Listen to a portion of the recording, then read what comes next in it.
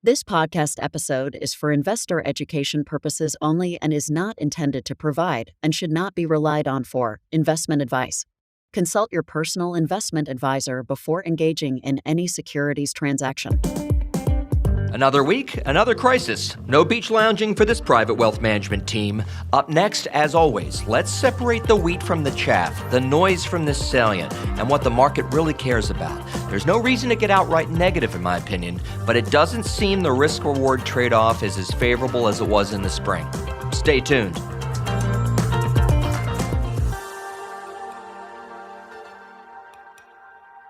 Welcome on board another edition of our Wise Investor Group podcast. Simon Hamilton here, Managing Director at the Wise Investor Group of Raymond James.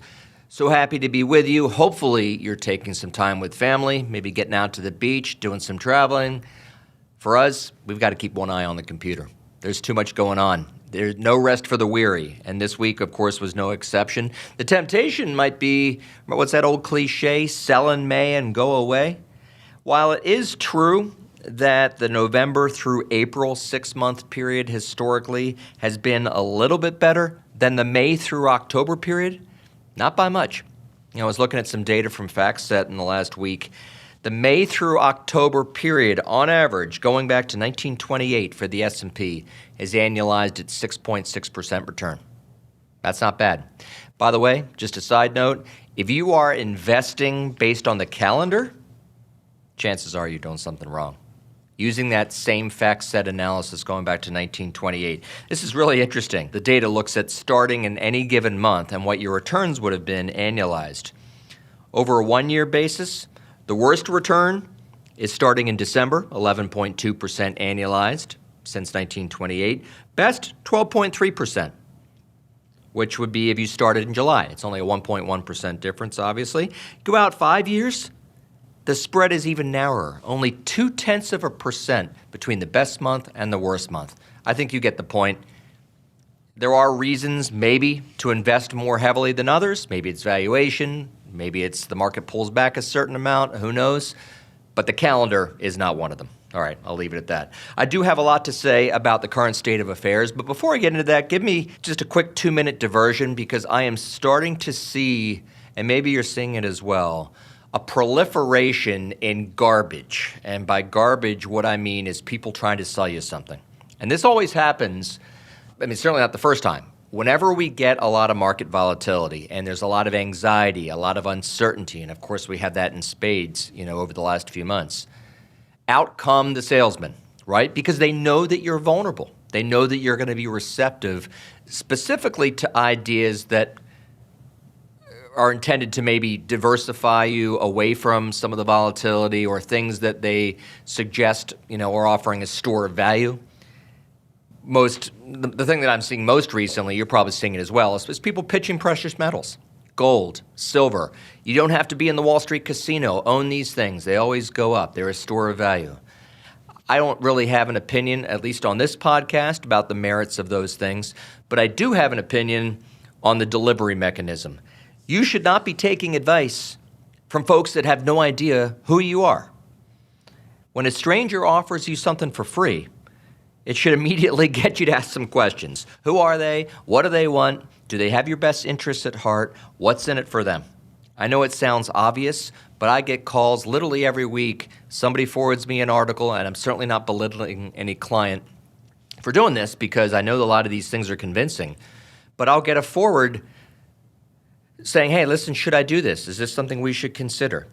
I would never take advice from a random stranger that doesn't know anything about my retirement plans, whether I'm buying a house, whether I have kids, anything about my zip code, tax bracket, income, savings rates. Just wouldn't do it. Keep that in mind. Another thing, that never pass my sniff tests are people offering kind of market timing strategies. We're seeing a lot of that as well. And I think the simple question you can ask yourself when you read something is this person trying to, A, say why something will happen, B, when it will occur? If you find those two things, I would not pay a whole lot of attention going forward. So for example, if someone says, I think the stocks will outperform over the next 3 months as tariff concerns abate, that's market timing. That's identifying a specific catalyst and putting a time frame on it. I pay virtually no attention to that type of, I'll call it propaganda, but certainly advice. Okay? Think about that. And the last thing I would say is just remember, a lot of what you are reading is already baked into the price. So if something's on TV, on the radio, a blog, a lot of that information is probably already reflected in stock prices. Doesn't mean that there can't be surprises once in a while, like, of course, Liberation Day, right? Those tariffs were much more severe than anyone expected. That was a market-moving event. This Iran-Israeli conflict, I don't want to say it was out of left field, but it was a bit of a surprise. That was a market-moving event. But most of the regular stuff that you read every day, it's so widely disseminated, chances are asset prices have already moved, at least to some extent, by the time you read it. Okay? So I'm not trying to be professorial here or pedantic. Just sometimes we need to catch ourselves, right, when we're bombarded with this stuff to make sure that we're not overreacting to what essentially in many cases is a sales tool. Okay? All right. As I mentioned, another week, another crisis. I mean, it was interesting. Last week I was off. Matt Anderson, my planning colleague here, he did a great job. So I've been off for a couple weeks in terms of the podcast. And think about how much has happened, right? Ukraine upped their drone attacks on a Russian Air Force base. We had the terrible Air India, crash. We had the riots or civil disturbance in Los Angeles. We had the fallout between President Trump and Elon Musk. We've had wrangling over the tax bill. This is all just in the last, just since I did the show last. The key point is the market reacted to some of this, but not to most of it. And the reason is the market will react, and I've mentioned this 1,000 times, I'll mention it 1,000 more times going forward. The market will react to the extent that corporate earnings are likely to be impacted. It's really what it comes down to. It's that simple.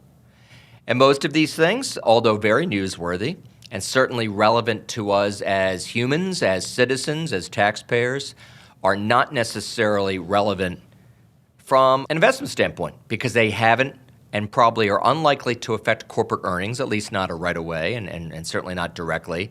You could make the argument that they would affect valuations, in an uncertain environment. People are less likely to pay up for future profits. So there is some truth to that, but that's more of a long-term determination rather than, something that changes week to week. Of course, what was this week, right? We all know about the escalation between Iran and Israel. Actually, I read out kind of what I thought was a funny headline. I'm not going to pick on the source, but it was Iran escalation brings uncertainty back. Well, I don't know where the hell this author has been. Now, I don't think we had certainty coming into this week, or at least late last week. Uncertainty's been with us the whole time, so it's kind of a funny headline, but certainly that as what's been going on recently. So I think I have no idea what's going to happen, and neither do you, but I do think it's important to put a few things in context. Generally speaking, and I've been doing this for 30 years plus, conflicts in the Middle East move the markets to the extent that they affect oil prices. I'm obviously discounting the human aspect of this, which I don't mean to, but purely from an investment standpoint, it's oil prices that everyone seems to place a bet on and what's going to happen to them and what's the likelihood that those prices could spike. That's particularly sensitive today, right? Because people are already worried about the potential inflation hit from tariffs.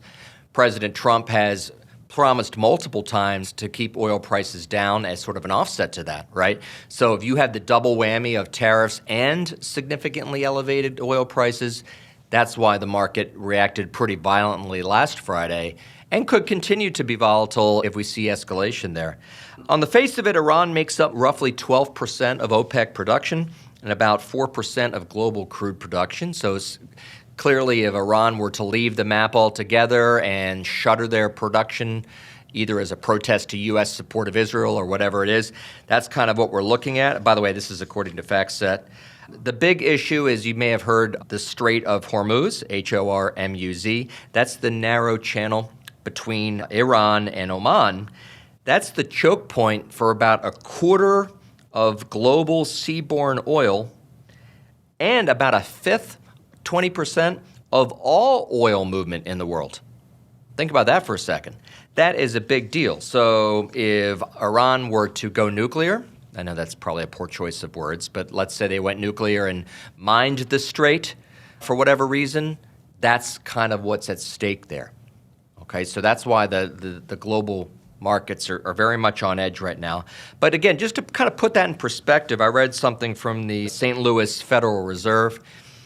Based on their work, starting in 1987 all the way through the pandemic, it takes roughly a doubling of crude prices to feed a recession. Roughly a doubling in their estimation. And they pointed to a couple times, 1987, 2010, where that essentially did feed either a recession or a significant slowdown. So in the current context, from the lows of where crude was a few weeks ago, that means crude would probably have to go to about $115 a barrel and probably top the peak when the Ukraine crisis first broke out for it to lead to a significant economic slowdown in this country. Right now, as I'm talking to you, crude's somewhere in the low 70s. So there is a long way to go before I think the recent oil spike would really cause a significant economic situation, at least based on the historical precedent of the last, 40 years or so. I would also say that some of this is a little bit self-correcting. This situation might be one of the few situations where China and U.S. and Russian and European interests are somewhat aligned, because all of the above rely on the steady flow of oil from Iran. So my guess is a significant adverse action from Iran, closing the straits, even if the U.S. would be able to kind of reopen those straits pretty quickly, that would be looked upon very unfavorably from the people that are more sympathetic to Iran than the United States. So I'm cautiously optimistic that this is not going to be a long-term situation. Obviously, the extent to which the U.S. gets involved or not involved will be impactful. So keep that in mind. But I will tell you, again, having done this for over 30 years, geopolitical events of all stripes, with a few exceptions like 9/11 and others, but geopolitical events for the most part have a very limited shelf life in terms of market impact.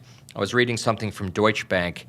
They quantified, obviously it's their list, people could quabble, with kind of what's on the list, but they went back to essentially 1940 and looked at all the major geopolitical events. In more recent times, they talked about, of course, the Israel-Iran airstrike last year, the Israel-Hamas war, of course, which broke out in the fall of 23, the Russian invasion of Ukraine, airstrike on Syrian airbase, Brexit vote, so on and so forth. And they looked at all those events, and they found that the S&P typically falls about 6% within a few weeks after these outbreaks. So far, we've fallen a lot less than that, but the average has been around 6%. But the important point is virtually all of that 6%, based on their analysis, was recovered within 3 weeks after that. So obviously, we have no idea what the future holds, but history would tell you that events like this do not have a lasting impact on the market. So I'd be very careful about overreacting to that, and I can tell you our clients have not overreacted to that. I didn't get a lot of calls this week saying, should we sell out of the market? But just backing up a little bit, beyond kind of the current situation with Iran and Israel, we know that, you probably heard that term, the market climbs a wall of worry. That's what we've seen, right? Markets have been generally pretty darn favorable over the course of the last couple months, despite the fact that sentiment has remained depressed. And sentiment of all forms, consumer sentiment, investor sentiment, market positioning in terms of put-call ratios and cash weightings and mutual funds, whatever you want to look at, this is not an environment where we went from excessive pessimism to excessive optimism. That's not the case. There's still a lot of very cautious sentiment out there, which is actually a pretty significant tailwind for stocks. It's when everyone thinks things are good, that's generally when you have more risk.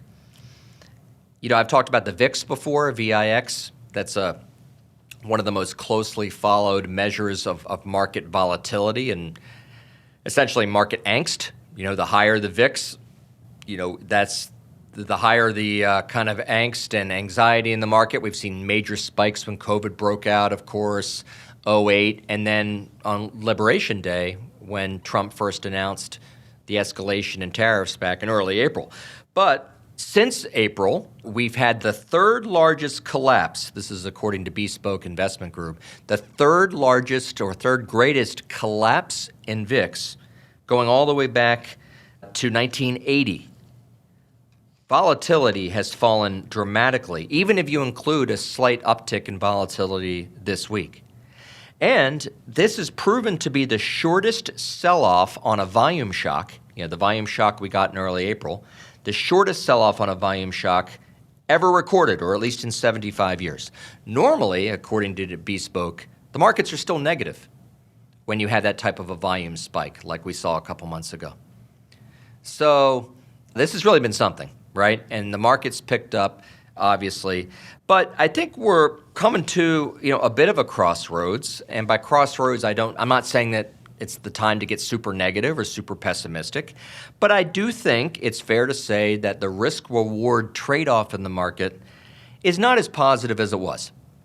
That's just the reality, right? Valuations on the S&P 500 have rebounded to early February levels, which is close to the highest they've been in the last 20 years, right? Profit growth is slowing. That's sort of inarguable at this point. Margins are weakening. Also inarguable, the degree to which is probably arguable, but they are definitely slowing. And we know that tariffs are higher than they were at the start of the year, and that's just fact. So with all that in mind, it's definitely, I would say, a riskier environment today than it was in April or May, okay? Which, I don't think is a big stretch to say that. So let's dig into that a little bit deeper. So what am I talking about? Well, there are a lot of reasons why the market rebounded off of the April lows. As you know, the market peaked in February, hit an all-time high, was kind of sluggish in March, and then cascaded lower, went down 19% in April, and then has essentially rebounded since then. A lot of it has to do with the fact, again, there are multiple catalysts, but I think the main catalyst is probably just the fact that a lot of analysts took their worst-case scenario off the table, and since then have significantly reduced their odds of recession and a major collapse in corporate earnings. So, for example, I was reading something from Bank of America. They said just last week, we now see the tariff drag at about a third of what we previously penciled in. And their earnings estimates for this year are only about 5% lower than what they were in January. I think a month ago, their estimates were about 10% lower. So Wall Street in aggregate has really walked back some of those super negative scenarios. But that doesn't mean we aren't in a precarious state. So, I think we all know, or at least most of us know what's going on with tariffs. Given just the current environment, just the current situation as it stands, the effective tariff rate is more than 15%. Okay? So that's the highest tariff rate since the 1930s. We'll see what happens, right? Obviously, there's been a lot of talk about negotiations with over 90 countries. The cold reality is we don't have any agreements yet. We have sort of a pseudo deal with the UK and really just what amounts to a pause with China. It's not an agreement. It's just sort of really just a pause in escalation and with sort of a 6-month time frame. We also know that the delay in tariffs that President Trump put in place, those delays expire in July. And a lot of the countries with which the negotiations were supposed to be kind of a slam dunk, like Japan, Vietnam, maybe even India, those have not transpired. So again, I'm not being overly negative about it, but the reality is the market is assuming that things work out favorably there. The only country that we have any sort of deal with is the one that was expected to be the easiest to negotiate. Like I said, the United Kingdom. So there's still a lot of execution risk there. What do we know so far? Well, the New York Fed, they conducted a survey recently, And they found that about 3/4 of the businesses that they surveyed, I think those are public and private businesses, about 75% of the companies that face tariff-induced cost increases will be passing along at least some of those higher costs to customers by raising prices. Nearly 1/3 of the companies they surveyed will be passing along those cost increases in full. We've started to see some of that. In some of the most recent inflation data, the May consumer price data, the headline was pretty good. The headline came out less hot than what people expected. But if you look at some of the details, it was not as rosy a picture. So, for example, if you look at appliances, well, we import a large proportion of the appliances that we buy in this country. Washing machines, grills, stoves, and the like. They've been subject to trade taxes for the most part since April. So they have not been on pause. There was also no meaningful buildup of inventory. You didn't see a lot of people buying those things before tariffs. This is a UBS study. And if you look at the most recent data, major appliance prices surged 4.3% in May. That's the second largest monthly increase ever. Saw the same thing with automobiles.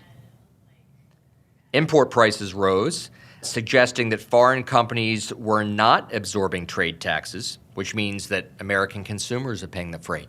So you're going to see a lot of this going forward. Not only are you going to see prices increase, but you're going to see a lot of inconsistency in terms of how companies deal with this. Depends on the industry, depends on whether they're sourcing the materials from, and it depends on individual company execution. I think it's going to be very mixed, and I think what I find interesting is, our friends at Strategas asked the question this week. I mean, they basically said the 52-week rolling sum of tariff revenue collection is up 27% in the past 3 months. So we're bringing a lot of money into the coffers, which, Trump has widely touted. But they also note it's not really showing up in the headline inflation data. And it's not really showing up from other countries, because the U.S. dollar is weakening against their currencies, not strengthening. So where's that money going? Strategas thinks it's going to impact margins. Companies are absorbing it. So yes, there's some that will pass it along completely, but most companies are going to have, I think, some combination of passing along price increases and absorbing it themselves. So that's a central risk for the markets. Remember, coming into this year, profit margins were at an all-time high. There's a reason why earnings estimates, growth estimates for this year went from 13 or 14% in January. Now they're more like 6 or 7%. Is this a reason to be negative on the market? I don't think so. But with valuations stretched again, you just have to be very selective. Who has pricing power? And what kind of further exacerbates the issue is business spending has really started to dry up. I mean, corporate operators, right? They have basically 3 ways that they can invest for growth. They can make acquisitions, they can increase their capital expenditures, or they can hire. That's your economics 101. All 3 of those have been subdued, no matter how you look at it. Whether you look at optimism surveys from CEOs or CFOs, or if you look at actual spending. So both intentions and actual spending and hiring are subdued. I think a lot of this is going to come down to the labor market. I said this 2 weeks ago. I really do believe that. And the overall labor market is okay, but you're definitely seeing some cracks. I think the way I would kind of characterize this environment is companies have cut back on their hiring plans. They're not hiring a lot of people, but they're not yet teeing up firings. So they're not letting go people. A lot of that is because people let people go, or companies let people go during COVID. They couldn't get them back, right? So companies are very reluctant to fire, particularly if they are already kind of lean and mean, right? And I would also say the data is reflecting the fact that for people who have been laid off, they are having difficulty finding jobs. There are a lot less jobs available than there have been at any point over the last couple of years. So that's really where the rubber is going to hit the road. I mean, we've seen 1,000,000 times over that if Americans have jobs, they're going to spend money. That's a big reason why we never went into recession in 2022. Remember, interest rates went from 0% to 5%. Everyone thought we were headed to recession. It never happened because unemployment never spiked. People still worked. People still spent. that's the present environment. Yes, things are slowing, but we haven't got to that. So we'll see.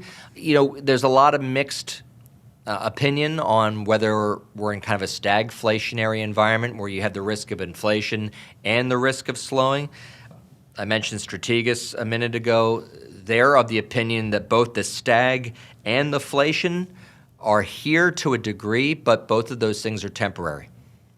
They think the inflation impact from tariffs is, in fact, a transitory thing because it's kind of a one-time adjustment, right?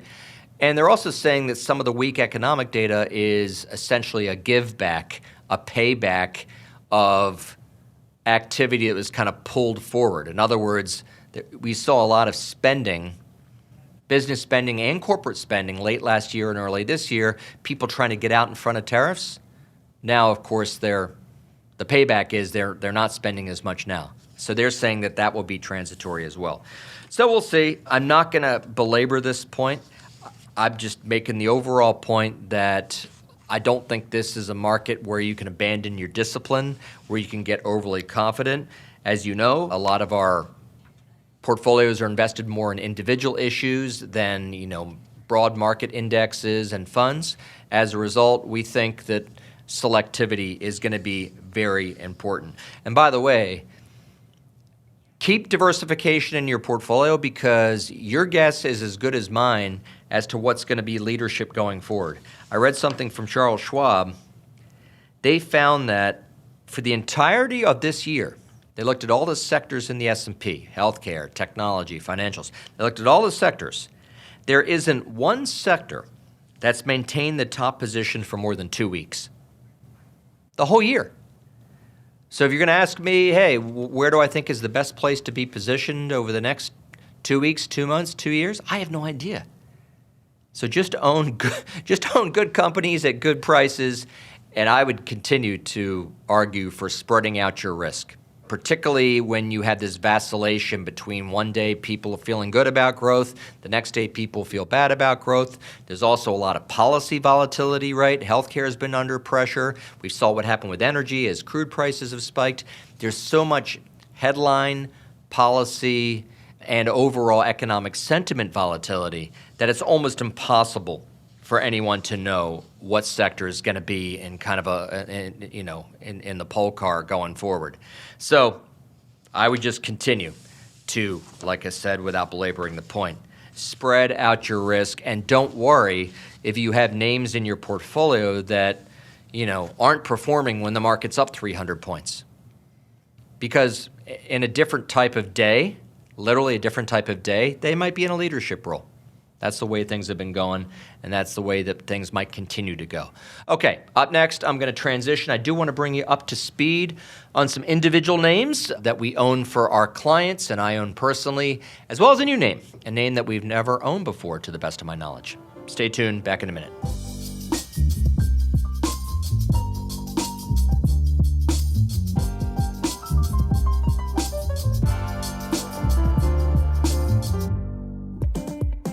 Almost everything that lagged last year, value, international, and more defensive stocks, have held up relatively better here in 2025. Is this just a knee-jerk reaction or a more sustainable trend?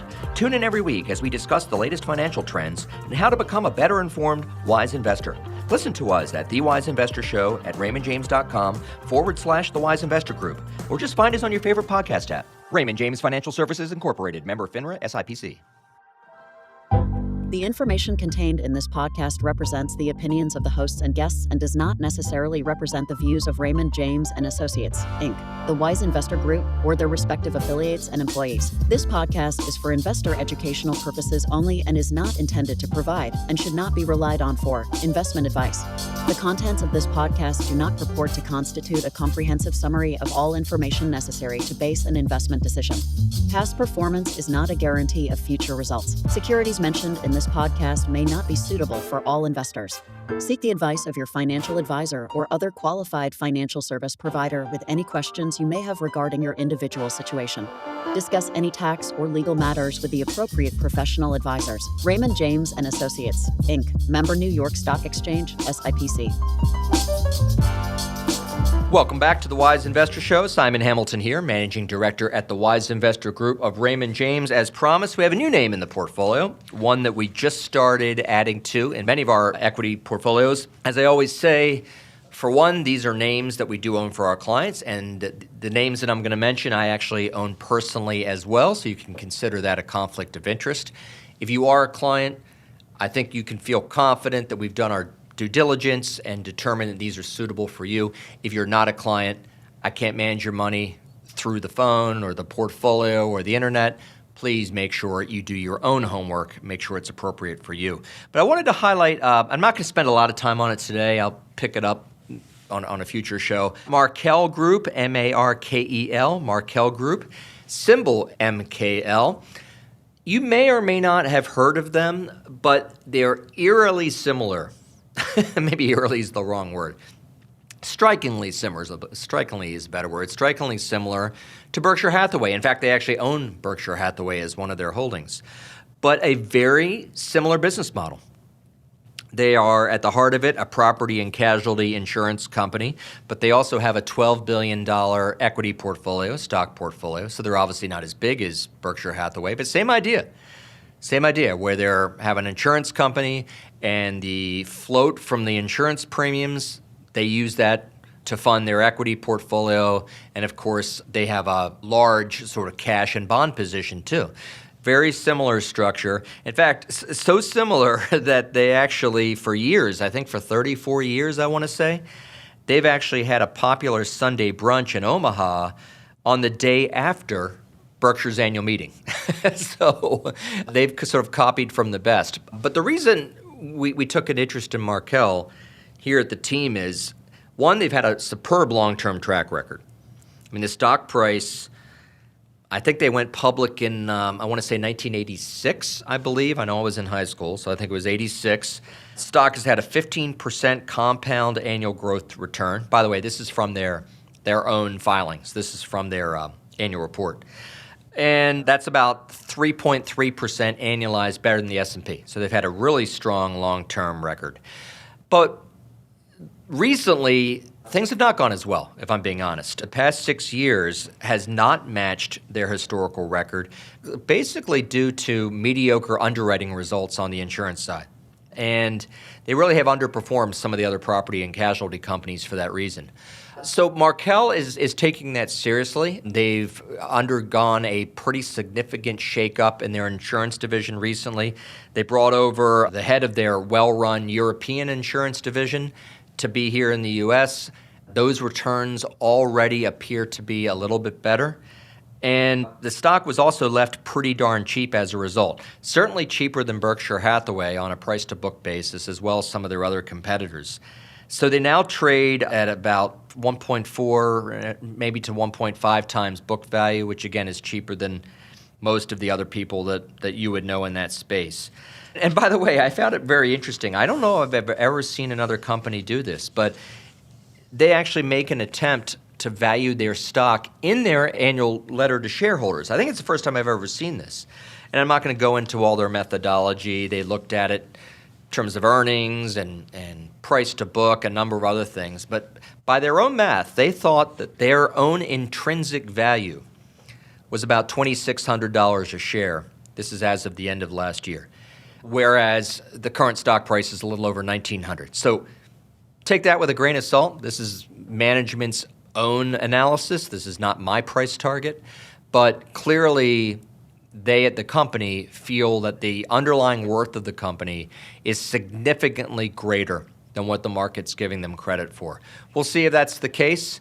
Obviously, the risk factor is, I think it's mostly the insurance business. You know, insurance premiums have not been as strong in terms of reset rates as they were a few years ago. You're seeing that industry-wide. That's probably the biggest risk. But I do think it has some defensive qualities given their balance sheet, which is stellar, by the way. So take a look at Markel.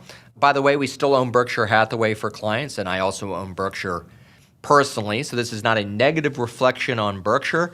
I think we're seeing it as sort of additive to Berkshire in terms of insurance and sort of diversified conglomerate exposure in a well-diversified portfolio.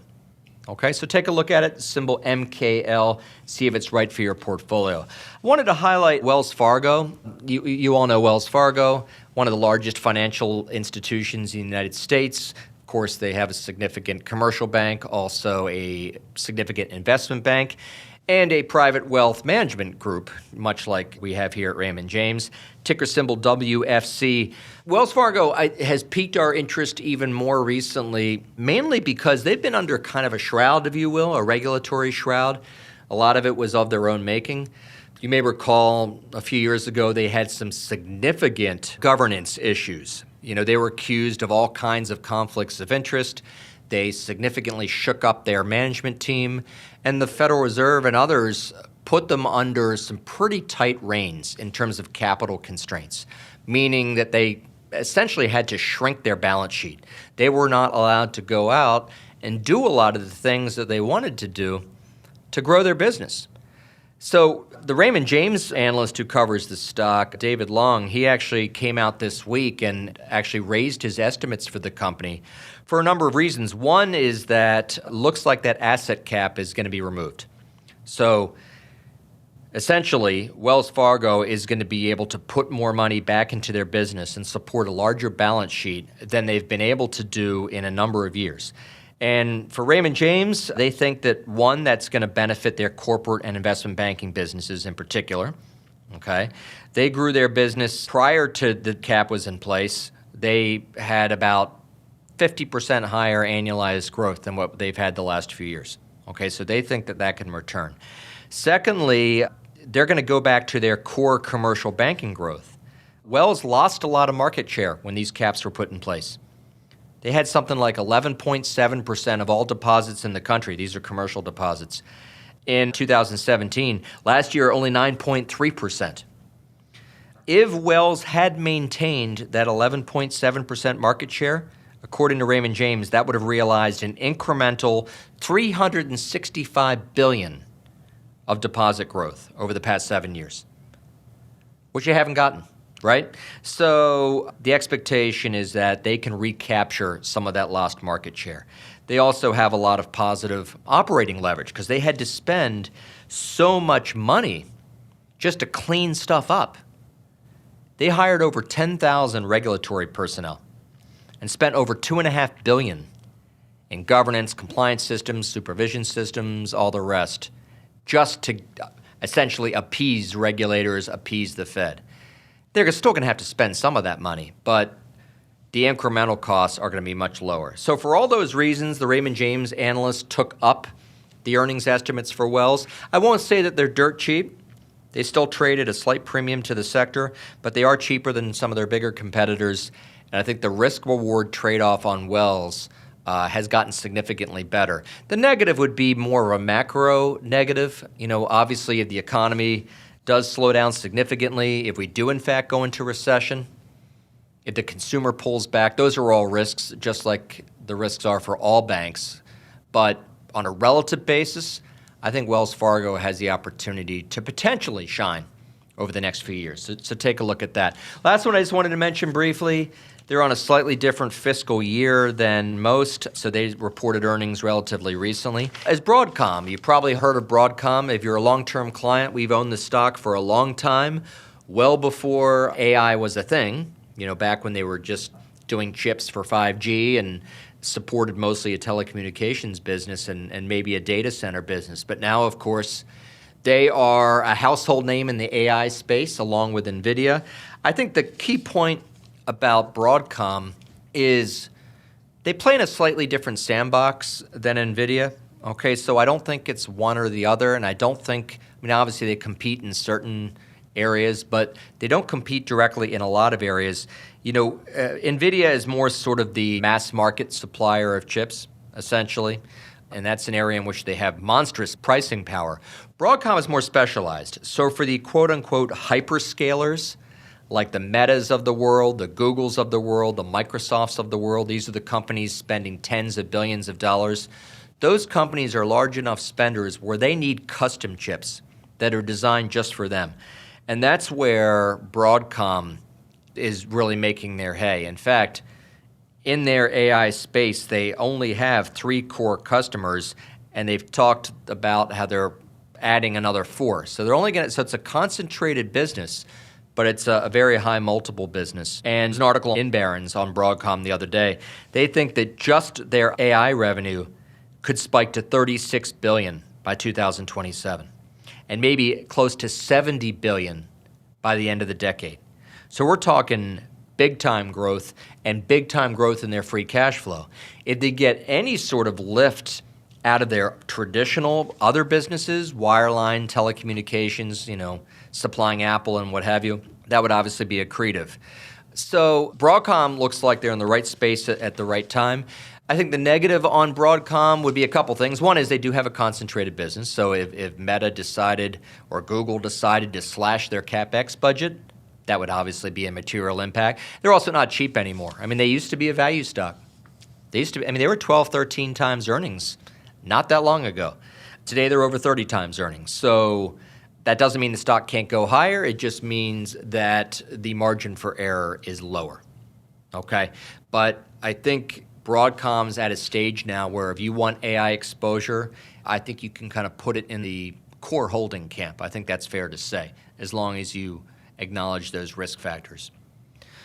And again, as I said at the top, I'll say it again, those names that I mentioned, Wells Fargo, Broadcom, Markel, I own them personally, and we own them for clients. So consider that in your thinking. Hope that was helpful, folks. I will be back with you next week. God knows what's happened in the world between now and then, so I'll probably have more comments about the macro picture, what's going on in Israel, Iran. Maybe there's some new info on the tariff front. I'll have all of that for you, as well as some thoughts on some individual names that I didn't have time for today. As always, stay healthy, and I wish you wise investing.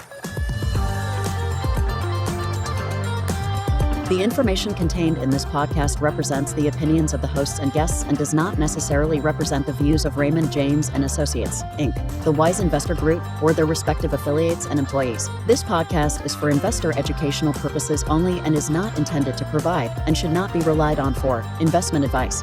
The contents of this podcast do not purport to constitute a comprehensive summary of all information necessary to base an investment decision. Past performance is not a guarantee of future results. Securities mentioned in this podcast may not be suitable for all investors. Seek the advice of your financial advisor or other qualified financial service provider with any questions you may have regarding your individual situation.